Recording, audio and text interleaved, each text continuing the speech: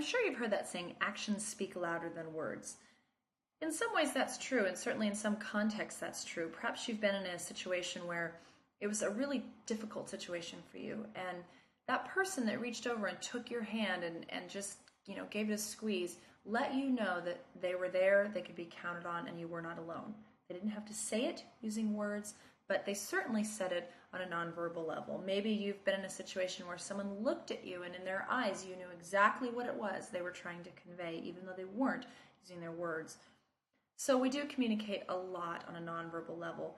As you will read, far more of our meaning comes across nonverbally than it does verbally.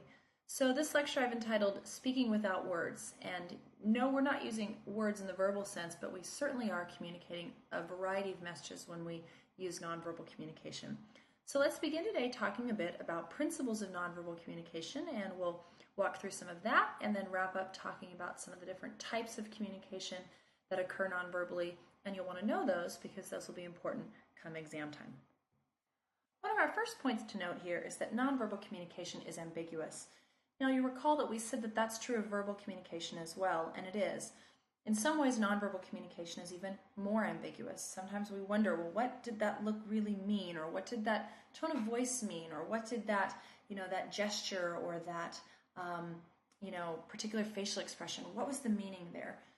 So one of the challenges when we communicate nonverbally is actually interpreting what a particular nonverbal communication type of act means. Also, when we think about that, related to that is the fact that meanings for nonverbal communication do vary over time. If you think about the peace symbol, what many of us would call the peace symbol, those two fingers, or what you may have seen kind of called bunny ears, that particular gesture. There was a time, if you were to ask for many of you, your grandparents, if we go back into the 40s, where that didn't mean peace, it meant V for victory. If we were then to go forward and we get into the 70s and you would say perhaps see a snapshot of someone doing that same sign, that's where we kind of get more of that feeling of the peace sign. If you look at people doing it now, I've had students say, well, that's what I do in pictures a lot. On my MySpace pictures, I often will do that. And I said, well, what does that mean to one student? They said, well, I don't know. It's just kind of like means what's up, And obviously, if you use that example, we go from V for victory in a wartime context, moving into peace, also in a wartime context in that situation, and then into kind of just a hey, what's up kind of gesture. So you can see how that's an example of how meaning can vary over time. Also, too, much like verbal communication, the issue of rules comes into play.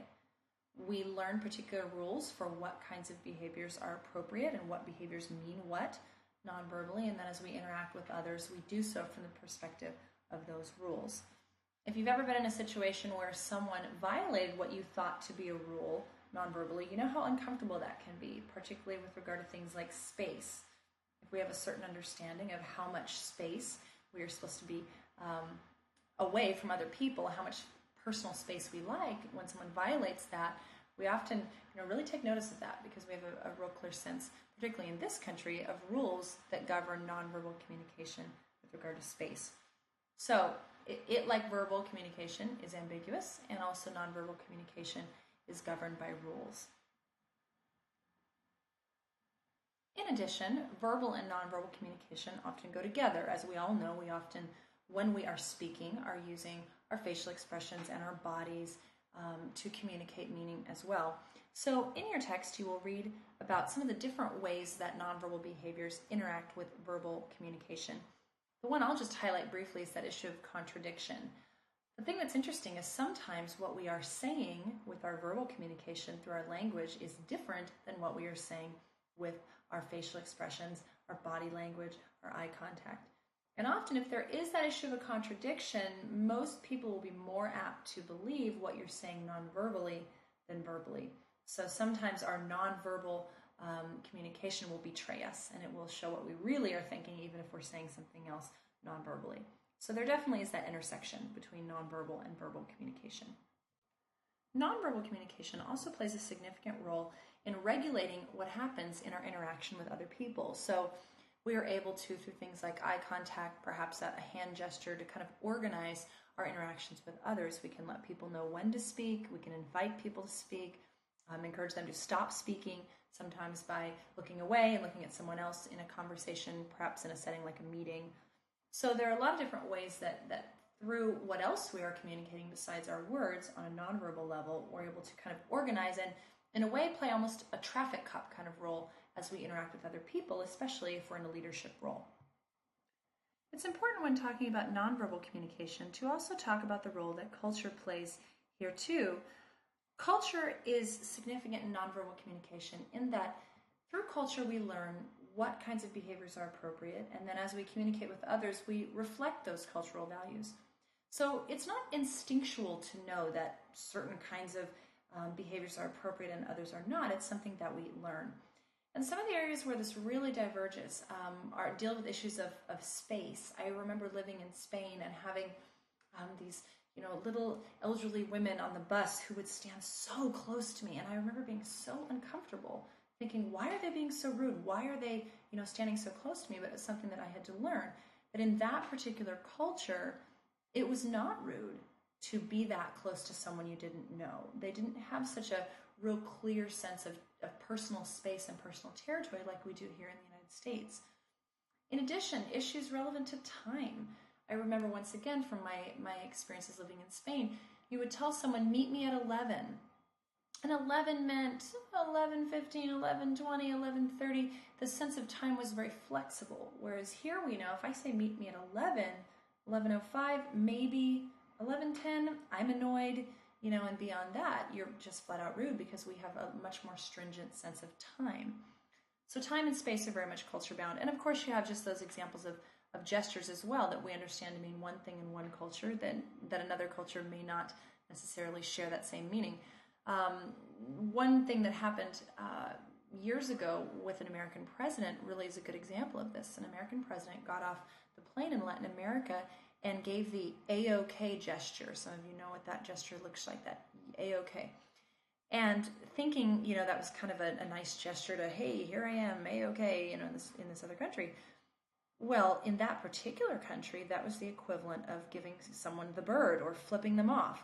So can you imagine if we had a world leader get off the plane, the cameras are there, cameras are rolling, here's this individual on the tarmac, and they flip off our entire country?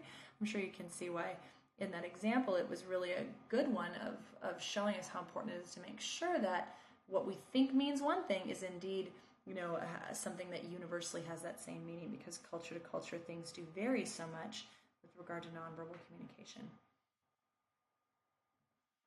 As with our discussion of language, we can also look to say what kinds of relational components are there with regard to nonverbal communication. And nonverbal communication, like verbal communications, helps to establish what type of a relationship we have or desire to have with someone.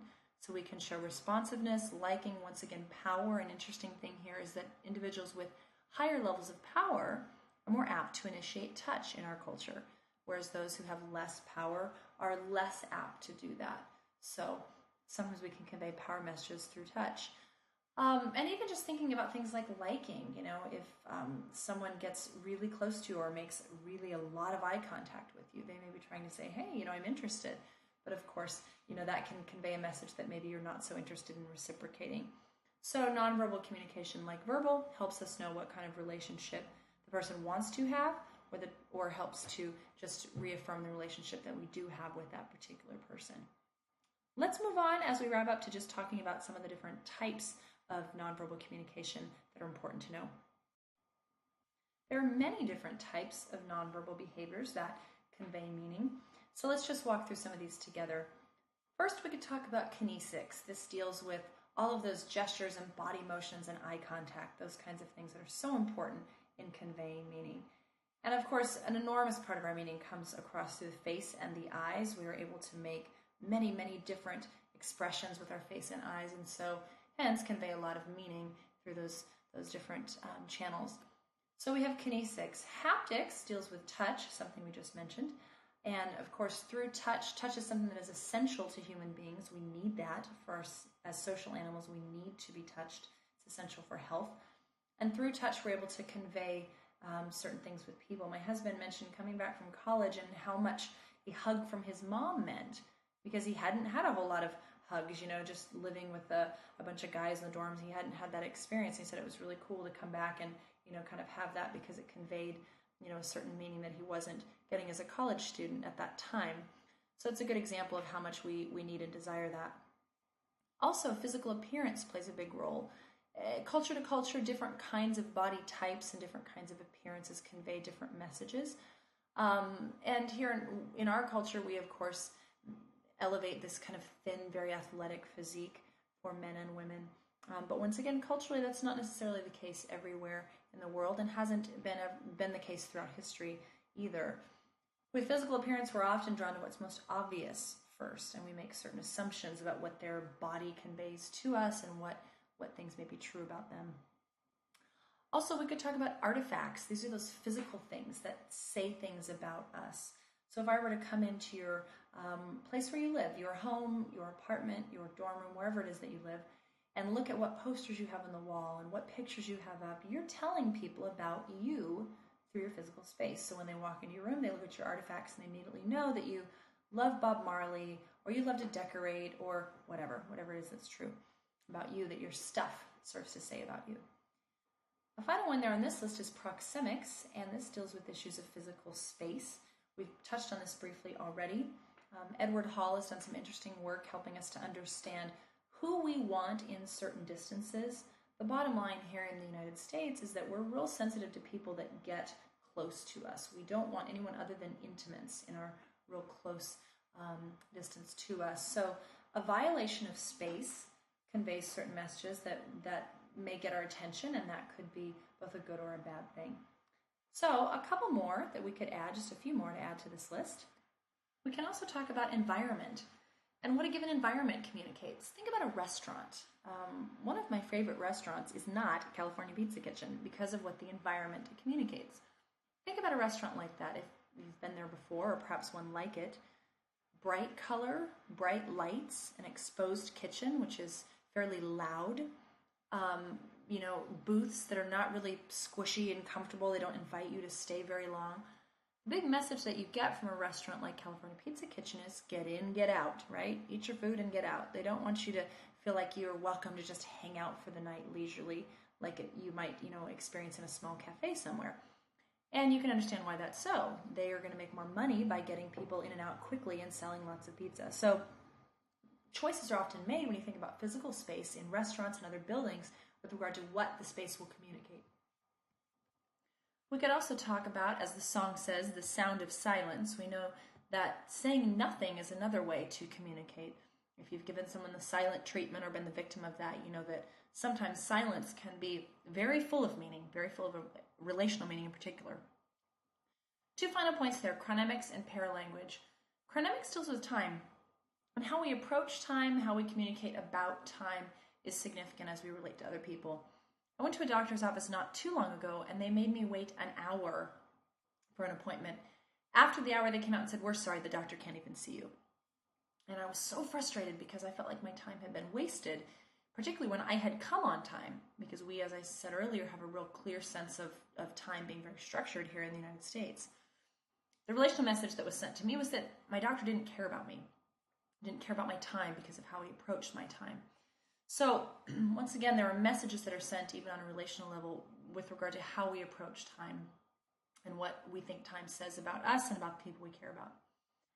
Finally, paralanguage. This deals not with the words themselves, but with the aspects of how we speak those words. So our tone of voice, our rate, our pitch, all of those kinds of things serve to convey meaning and add meaning to the words that we are speaking. So I could say, "I love you." I could say, "I love you." Or I could say, "I love you?" I don't know, do I? Right? Every one of those has a very different meaning because of the paralanguage involved. So we've seen today just a bit about the nature of nonverbal communication. We've looked at some of the different types of nonverbal communication. And we'll wrap up, as we often do. I'm going to give you just a quick list of guidelines for how to be more effective in your nonverbal communication. You want to read these over, pay attention to this in your chapter, and then think, as always, about how can you apply this. That's the bottom line in all of this, is to say, what can you do with this information that will be of value to you in your personal and professional lives? So I'll leave you with that, something to chew on. And with that, we'll wrap up our discussion of nonverbal communication.